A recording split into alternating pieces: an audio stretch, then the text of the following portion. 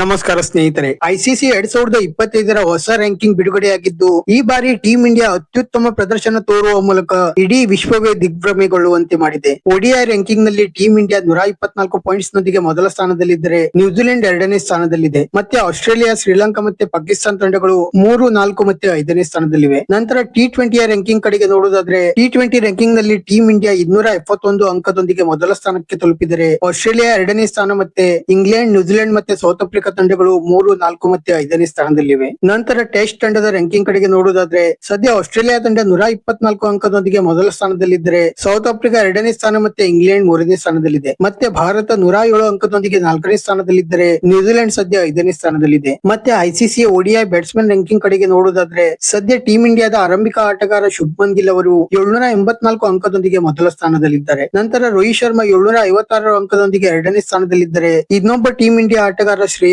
ಅಯ್ಯರ್ ಅವರು 704 ಅಂಕದೊಂದಿಗೆ 8ನೇ ಸ್ಥಾನದಲ್ಲಿದ್ದಾರೆ. ODI bowling ನಲ್ಲಿ ನಮ್ಮ ಕುಲ್ದೀಪ್ ಯಾದವ್ ಅವರು 650 ಅಂಕದೊಂದಿಗೆ 2ನೇ ಸ್ಥಾನಕ್ಕೆ ತಲುಪಿದರೆ, ರವೀಂದ್ರ ಜಡೇಜಾ ಅವರು 616 ಅಂಕದೊಂದಿಗೆ 9ನೇ ಸ್ಥಾನದಲ್ಲಿದ್ದಾರೆ. ಮತ್ತೆ ODI ಆಲ್ರೌಂಡರ್ ಗಳಲ್ಲಿ ಟೀಂ ಇಂಡಿಯಾದ ರವೀಂದ್ರ ಜಡೇಜಾ ಮಾತ್ರ 220 ಅಂಕದೊಂದಿಗೆ 10ನೇ ಸ್ಥಾನದಲ್ಲಿದ್ದಾರೆ. ನಂತರ T20ಯ ಬ್ಯಾಟ್ಸ್ಮನ್ ರ್ಯಾಂಕಿಂಗ್ ಕಡೆಗೆ ನೋಡುವುದಾದ್ರೆ, ಸದ್ಯ ಸ್ಫೋಟಕ ಬ್ಯಾಟ್ಸ್ಮನ್ ಅಭಿಷೇಕ್ ಶರ್ಮಾ ಅವರು 829 ಅಂಕದೊಂದಿಗೆ ಮೊದಲ ಸ್ಥಾನದಲ್ಲಿದ್ದರೆ, ಇನ್ನೊಬ್ಬ ಎಡಗೈ ಆಟಗಾರ ತಿಲಕ್ ವರ್ಮಾ ಅವರು 804 ಅಂಕದೊಂದಿಗೆ 2ನೇ ಸ್ಥಾನದಲ್ಲಿದ್ದಾರೆ. ಮತ್ತೆ ಸೂರ್ಯಕುಮಾರ್ ಯಾದವ್ ಅವರು 739 ಅಂಕದೊಂದಿಗೆ 6ನೇ ಸ್ಥಾನದಲ್ಲಿದ್ದಾರೆ. ನಂತರ T20 ಐಸಿಸಿ ಬೌಲಿಂಗ್ ರ್ಯಾಂಕಿಂಗ್ ನಲ್ಲಿ ವರುಣ್ ಚಕ್ರವರ್ತಿ ಅವರು 706 ಅಂಕದೊಂದಿಗೆ 4ನೇ ಸ್ಥಾನದಲ್ಲಿದ್ದರೆ, ರವಿ ಬಿಷ್ಣೋಯ್ ಅವರು 674 ಅಂಕದೊಂದಿಗೆ 7ನೇ ಸ್ಥಾನದಲ್ಲಿದ್ದಾರೆ. ನಂತರ ಹರ್ಷದೀಪ್ ಸಿಂಗ್ ಅವರು 656 ಅಂಕದೊಂದಿಗೆ 9ನೇ ಸ್ಥಾನಕ್ಕೆ ತಲುಪಿದ್ದಾರೆ. ಮತ್ತೆ T20ಯ ಆಲ್ರೌಂಡರ್ ರ್ಯಾಂಕಿಂಗ್ ಕಡೆಗೆ ನೋಡುವುದಾದ್ರೆ, ಟೀಂ ಇಂಡಿಯಾದ ಮಧ್ಯಮ ಕ್ರಮಾಂಕದ ಸ್ಫೋಟಕ ಆಲ್ರೌಂಡರ್ ಆಗಿರುವ ಹಾರ್ದಿಕ್ ಪಾಂಡ್ಯ ಅವರು 252 ಅಂಕದೊಂದಿಗೆ ಮೊದಲ ಸ್ಥಾನದಲ್ಲಿದ್ದಾರೆ. ನಂತರ ಟೆಸ್ಟ್ ಕ್ರಿಕೆಟ್ ನತ್ತ ನೋಡುವುದಾದರೆ, ಟೆಸ್ಟ್ ಕ್ರಿಕೆಟ್ ನಲ್ಲಿ ನಮ್ಮ ಯಶಸ್ವಿ ಜೈಸ್ವಾಲ್ ಅವರು